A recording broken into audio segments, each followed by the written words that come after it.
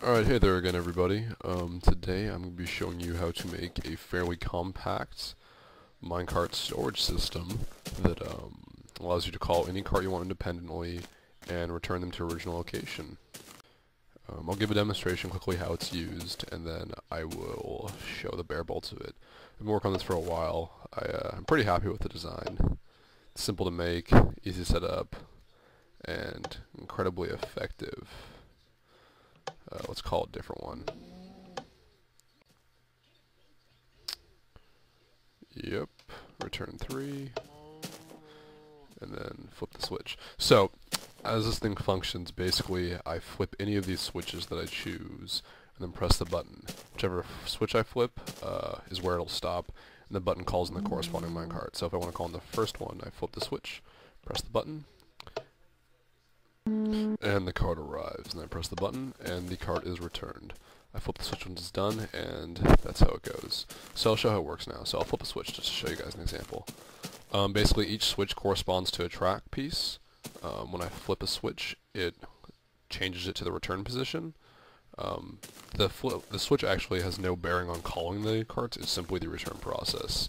So whichever switch you have flipped will be where the cart is returned to. The way I have it wired also, the switch functions as a breaker on the track, so the cart will stop in the proper position. Since it's flipped, you will see the cart come right and stop where you want it to. When I press the button again, it will return it. I'll show you an example without the switch flipped. So if I keep the switch down, you're going to call the cart, and the cart's going to go all the way in, and it's going to return back. And it works as a form of overflow protection. And the cart's going to just keep looping until I fix it. So because of that, you have pretty effective overflow protection. So I guess I'll show you now how the track layering works. I have it set up in this little crosshatch pattern. The carts are called down by the wiring that is wired through the button to the wall, up the stone, and then it powers a booster cable or booster track underneath the cart, setting the cart down, turning it across. If I call the second cart, it'll simply follow the same track, third cart, etc., etc., etc. When I return them, based on the switch flip, it'll return to the proper location.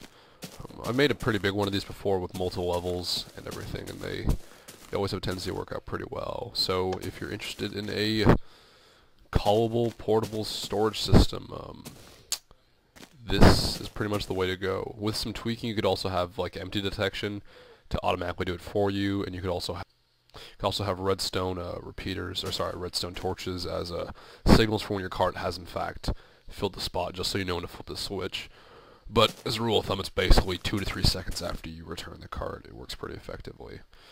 I hope you all enjoyed this video. Expect more in the near future, and as usual, have a good day.